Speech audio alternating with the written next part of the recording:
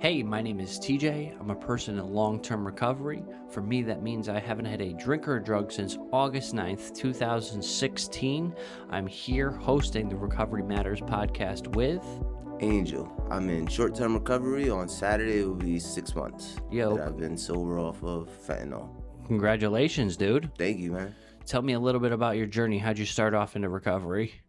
I honestly stumbled into recovery. I knew I had to get sober, but I had no real plans or no idea how that looked. Okay. I knew I had to. If you were to ask me, I would say, yeah, I'm going to get clean. I have to. But I had no timeline. I had no plan. You kind of didn't know what to do? Yeah. Okay. And I definitely didn't know that there were more options than just going to an NA meeting. Even after I got clean, I was looking for someone to go to an NA meeting with me. I don't want to go by myself. I would think about going to meetings and stuff, but NA wasn't appealing. Like, it didn't really call to me. And then even after I got clean, I wanted to explore like the sober community, but I didn't want to go by myself. And then looking for somebody to go to an NA meeting was how I found out about CCAR and got introduced to this wider community of multiple pathways and all that. And that's why I'm here now, man. Would you identify as a young person in recovery? Yeah, man. For as long as I can, I'm going to identify as a young person in recovery. I do. I wouldn't say short-term recovery. Okay. Right? Because that seems like you're in it for the short term, right? Because let's also think about this. So a person in long-term recovery, right? Think about somebody in their first day of recovery. 6 months is a long time for them. There's no way somebody in their first 36 hours of recovery could possibly imagine a lifetime of recovery, right? Yeah. Let alone the first 6 months of their life. Because how good has your life gotten in the last 6 months? Amazing. Right? Yeah. Total 180, right? Yeah. Tell me about your life today. What's it look like in recovery? Oh, man. It's awesome. A couple weeks ago, I want to say 2 weeks ago, I went to the park to feed birds. Nice. Some bread. Watch the sunset, like little moments like that. For my girlfriend's birthday, we went to New York and did a bunch of stuff. I would have done these things while getting high. Most likely, I would have still took her to New York and still done a bunch of stuff. But I was actually there. I was present. Every time we got in the car, I wasn't like, oh, I need a break to go. None of that. I was actually there. I didn't nod off, not once. And that just feels really good. So you feel a lot more engaged in your life today. Definitely. And present in your life today? Oh, yeah, definitely. Definitely. Because I always gave myself credit for doing little things, but I didn't really deserve it because I was ruining the moments. I would ruin birthdays. I would try to do the right thing. I'm going to go get my girl a cake. I'm going to go pick up her mom, bring them over here. We're going to do a little, But it doesn't matter if I'm nodding off and going to the bathroom every 20 minutes to go do what I do. Like, it ruins it. I feel like it negates all the good that I would try to do. So just still doing these things, but now sober, like, I feel like it means more. You know what I mean? Yeah, it means a lot more for you to be present and active. Do you got kids? No.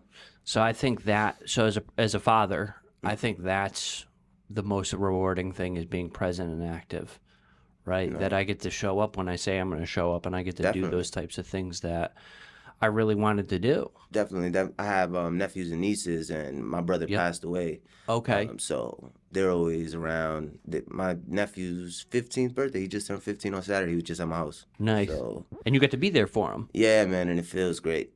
It feels good, like, because they would come sleep over when I was getting high too, but I would go to bed early. I would be like, I'm going to go to bed because I didn't want them to see me nodding off or anything. Like, I wasn't, oh, here, it's the PlayStation, man, watch some movies, snacks, and just chill. But now I spent the whole night playing chess with them, watching movies. My girlfriend wasn't feeling well, so it was just me, my nephew, and my little brother, which is 16.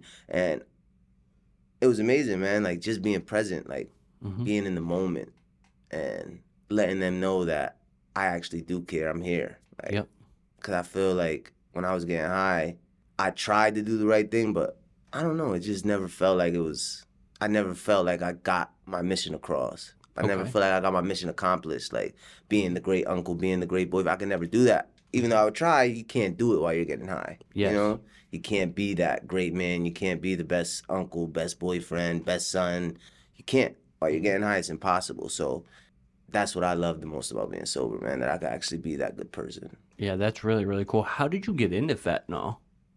So I started with Percocets when I was really young. Okay. I was about 15, 16. I started smoking weed when I was like 13, cigarettes, drinking. Then it was literally my whole friend group. All of us started doing perks around the same time.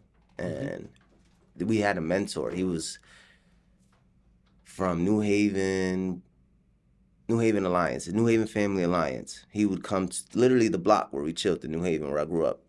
His name was Dave. He would come, talk to us. He took me to my first baseball game, took me to my first concert. Like, he was involved. And when he found out we were doing perks, he told us, he was like, you're all going to end up on heroin. Fentanyl wasn't really a thing back then. Yep. You're all going to end up on dope. Watch. He was like, trust me. And he told me, my nickname is BA, stands for Baby Angel. He was like, that BA is going to mean baby addict. He said that to me when I was like 15, 16, just Wow. taking perks. And we were all so young and ignorant and cocky, like, what? No, not us, not me. Nah, this is it. I'm gonna take some pill. I'm just having fun. But he was right. And it wasn't because he's psychic. It's just a cycle, you know? You go down the road, you're gonna get to the end of the road. You choose to go this way, you're gonna get to that destination, you know what I mean? So he saw it coming and started with the pills. I was on and off of pills for a really long time, in and out of prison. Yep. You were getting in trouble? Yeah, I was in the streets, in and out of prison, doing pills. Then in 2019, I got out of prison after doing a year. Yep. Get out of prison on a Monday. That Monday night, which was basically Tuesday morning, my cousin overdoses, passes away. Jesus. He never even liked pills. He was one of the few of us that never even liked pills. But in that year that I was locked up, he somehow went from not even that liking Percocets or anything to shooting up fentanyl. Wow. In less than a year. So he passed away, and I started messing with the perks immediately. I just got home yesterday. I thought, I'm going to drown myself, started drinking, started doing the perks again. Then I met my ex-wife right around that time, and we were going through a bunch of stuff. This is next summer. I was selling. Okay. I was doing perks. I was selling. And she was fucking stressing me out, man. She was stressing me out. She was an older lady. She was 14 years older than me, and she was making my life hell. And no excuse, but I ended up doing it. And I remember thinking that day in the bathroom, I was literally in the bathroom. I had perks. I wasn't even sick that day that I tried it. Like, I was like, I'm just going to try it, man. And I kept thinking about my cousin Ryan, like, I'm going to just try this shit, see, like. And I did it. And nothing crazy happened. I did it for like a couple days. I ended up getting locked up, parole violation, doing 3 months. Come out September 4th. September 5th, my sister dies in a car accident. Jesus. Yeah. So just got out again. All right, where's the pills? But I had already did the fentanyl. I hadn't gotten crazy into it because I literally only did it a couple days before I got locked up, but I had already did it. I had already crossed that line. So just, I don't think I could have found no perks that night. So I ended up finding fentanyl, and that's what I did. And I tried to get off it a couple times. Like, it was impossible with my ex-wife. She was getting high as well. Okay. I left that out. She started getting high as well. She was actually getting high the whole time I did that 3 months. She was getting high that whole time while I was in there for the 3 months. And then when I came home, my sister died. Tried to find the perks and couldn't. I had already did it. She was still doing it, so I just did it. That's really how it happened. You jumped right back into it. Yeah. Did you know you were addicted right away? No, because I always had this cockiness. Okay. Like, because with perks, I would go crazy with perks, get addicted, be sick, and I would stop them. I would go home for 4 days and detox, and then stop them. I wouldn't do them for a couple months, and then I'll get back on them. So, like, with Percocets, I had a different relationship with perks. And Okay. I thought I would have that same relationship with the fentanyl, that I would be able to, not say control, because I wasn't really in control of the Percocets either, but I was able to fight it a little better. Yep. No, not with the fentanyl. It was really way different. But at first, I didn't. I didn't think I had a problem. I thought I'd be fine. When did you look at it and be like, yo, this is a problem in my life? Well, you know what? Actually, then yes. In the beginning, I did know because we got this. My ex-wife and I got married 2-3 weeks after my sister died. Okay. And we went to the casino for our honeymoon. And we ended up getting into this whole domestic thing over there where the toilet ended up flooding the bathroom. Like, we broke the toilet. Like, Yep. we were tussling, we broke the toilet. And all because I was trying to hide her drugs from her. I was like, it's our honeymoon. I don't want you to get totally wasted. Like, I want us to be, you know? And it was a whole fight over the drugs. So we flood the room, end up leaving, and I remember that night, I was just like, this has got to stop. Because it was all, we literally just got married this morning, and then we had to rush home from the casino because we just flooded the room because we were fighting because you wanted the dope and I didn't want to give it to you. Yep. So then I guess, yes, in the beginning, I did know it was a problem. But I really, like I told you earlier before we started recording, I had no idea how to go about getting clean. And Yep. I never really put much thought into it. Okay. Like, When did you start to put some thought into it and be like, you know, like this is probably something I can do? Did you ever go to treatment or do anything like that? So there was one, I've been off of probation for almost 2 years now. Nice. I was on probation for the beginning of my addiction and throughout most of it. And I actually snitched on myself to my PO like twice. No, for real. Like, Yeah. I was home, sick, couldn't find nothing, didn't know what to do. I thought calling my PO, he would get me a bed somewhere. I don't know. Yeah. So- Did they get you a bed? Nope. And then the next day, I found my drug. Hey, man, no. That, I figured it out. And he was like, oh, you got to go to IOP or something. And I'm like, oh. So I always twice I did that to myself. Snitched to my PO on myself so he would give me some help and then be like, no. I fixed it. Yep. I'm just going to go to some IOP or something. I was just really good at lying, I guess. A really good manipulator as an addict, you know? I think that's a part of it, and I think Yeah. it's a survival technique. I spent 7.5 consecutive years either in jail, out on bond, on parole, or on probation for 7.5 consecutive years. So learning how to survive and get high and manipulate the system Yeah. is the part of addiction that a lot of us experience, Yeah. right? Where like we have to utilize our disease as a way to basically work for us, right? Because I was on parole one time and I just got home like right before the ankle bracelet was supposed to like beep that you're not in the house. You had to be in the house by like 8 or 9 o'clock, and I was at home like 10-15 minutes early.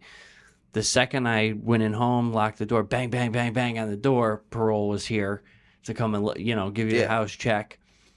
Before that day, I had taken a bunch of nippers and put them under my mattress. And parole came and they flipped my room Yeah. and all that, and they found the nippers and they were like, "Do you want help?" Well, I know on parole, help was you go back to jail and do a program in jail. So I was like, no, I'm gonna figure it out.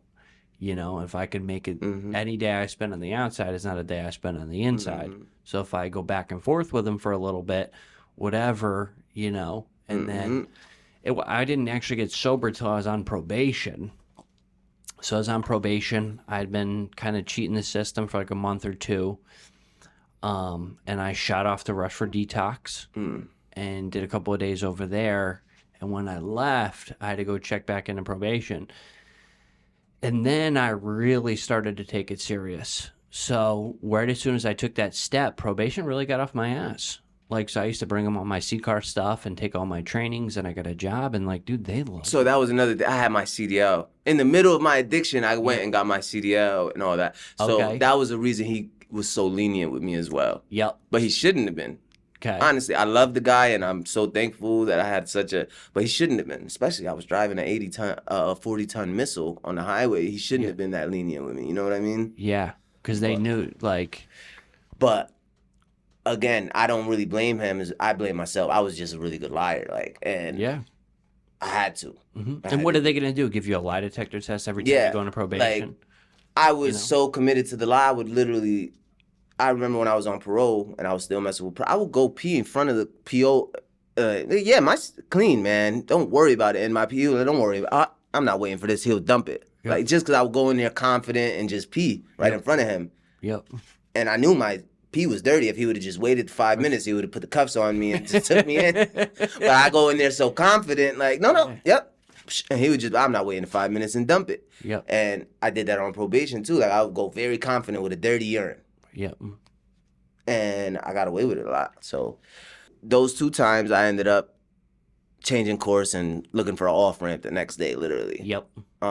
Like I made the right decision, and then the next day I was like, no. So how I ended up getting sober is actually crazy. I ended up having to hit my bottom first. For the most of my addiction. Take me through that. What's your bottom like?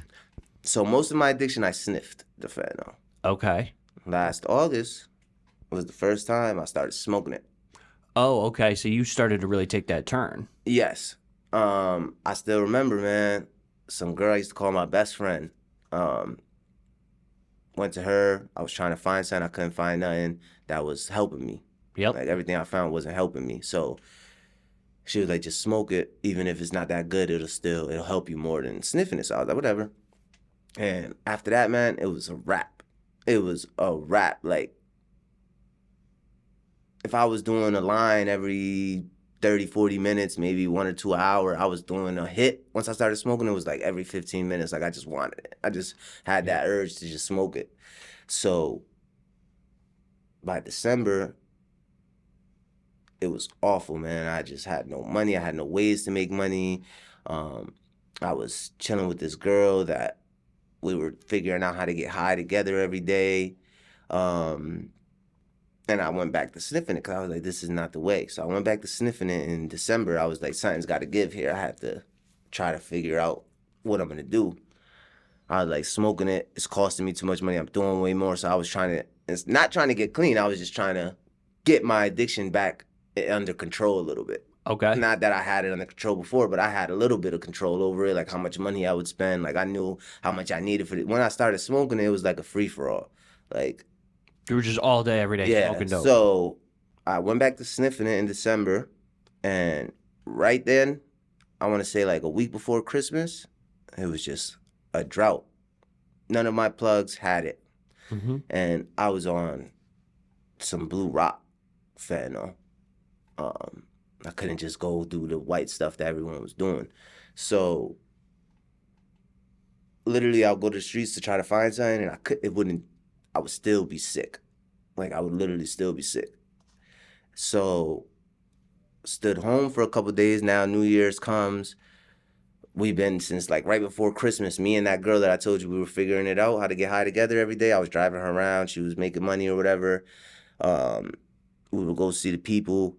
Fucking me and her been in my house since like Christmas. Yep. Sick. In the living room. Just sick. Just bags, trash cans next to us, thrown up, in and out the bathroom. Now, it's been a couple weeks, like, not the whole 2 weeks we were probably in the house. Like, we would leave, try to find stuff.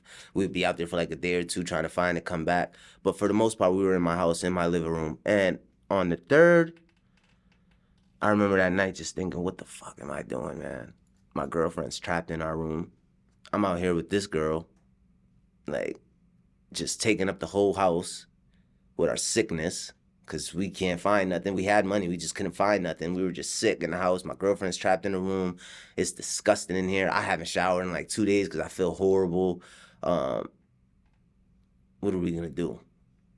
And I remember the next morning, I stood up all night. My homegirl stood up all night. In the morning, my girlfriend comes out, and I remember she just looked at me. She gave me like a look. It was like so like sad or something. I don't know how to explain it. Disappointed? Disappointed, sad, hurt, tired, you know, like a mixture of everything. And she had been through it with me before, me being sick, but it wasn't just me. If it was just me, I would have went to the bed, laid with her, you know. But so now I started thinking, like, I had already thought I'm holding her hostage in the room. Like, she can't even enjoy the rest of the house because we're out here. She can't just chill in the kitchen because we're right here. You know what I mean? So I said, call an ambulance. Call an ambulance. Let's go to the emergency room. Yep.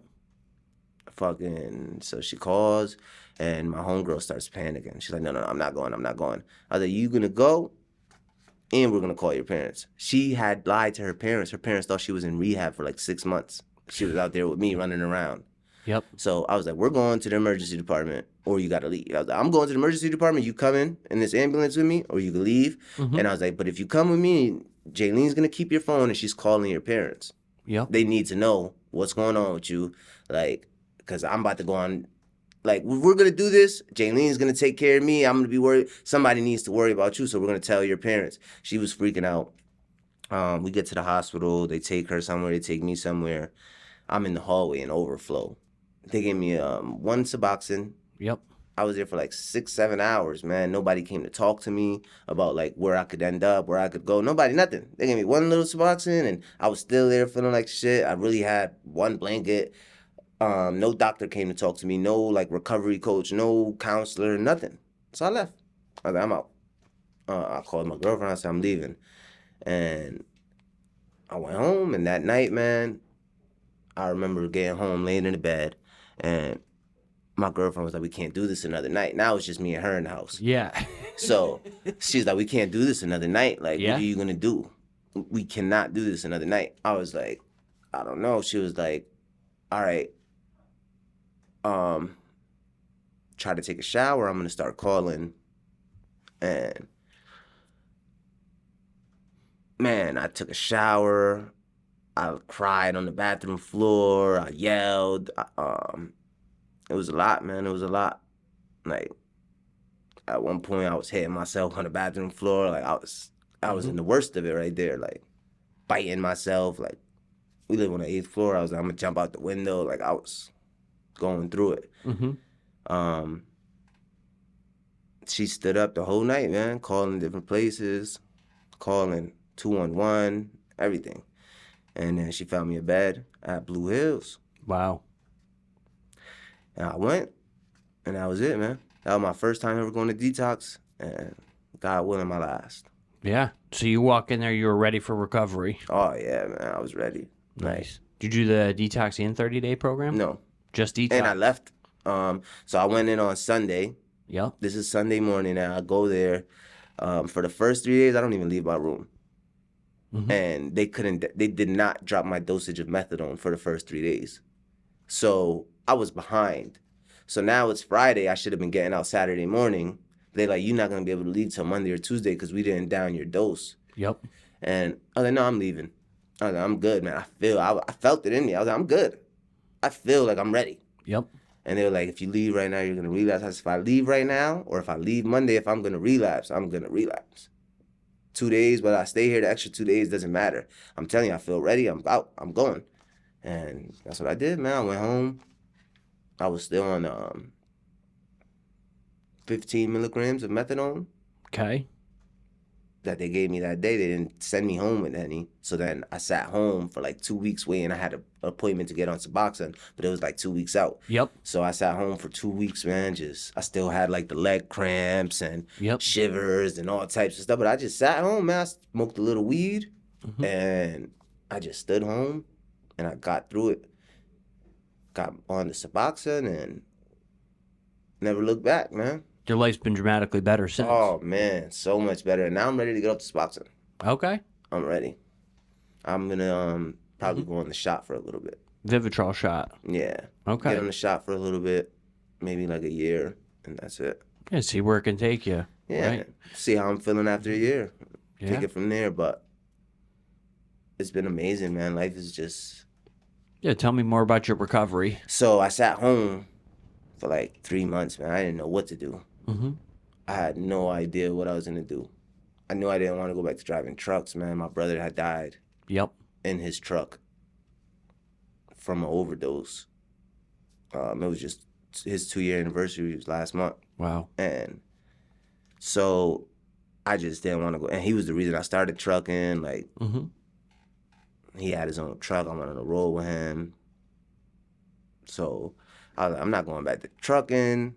And I remember when I was in Blue Hills one of the workers said, you know, there's a route you could be working in a setting like this in months, depending on the route. If you want to take this route, I was like, okay, but I never asked much questions. I never knew. So I remember trying to search it up, like, and I came across like the peer specialist, and I think Naugatuck Valley offers like a course for it, and I was thinking about that for like a couple weeks. I don't know, and my dad comes home out of nowhere. I had no idea he was about to get out. He just did 6 years. Wow. He comes home out of nowhere. I had literally been talking to my brother, asking him to go to an NA meeting with me. And then my dad comes out, and I'm like, yo, I know he used to go to NA meetings. So I'm like, yo, are you going to go to NA meetings? Because he's in a halfway house. I was like, I can meet you at one. I've been dying to go to a meeting. I just don't want to go by myself. Yeah. So he's like, nah, I don't go to NA, but I'm going to this place called CCAR. I met them when I was in jail. Like, they helped me out a lot. I learned about it, and I started coming to CCAR. Learned about the Recovery Coach Academy. I started volunteering. I done the Recovery Coach Academy. I'm just waiting for my interview to be a certified recovery professional. Yeah, recovery coach professional. Recovery coach professional, and that's pretty much it, man. That's awesome. Try to get out there and start helping some people. That's really, really cool. So, if somebody in recovery, so let me ask you this. If somebody in their first 24 hours of recovery came in here, what's the best piece of advice or support that you could give them? Just take it one day at a time.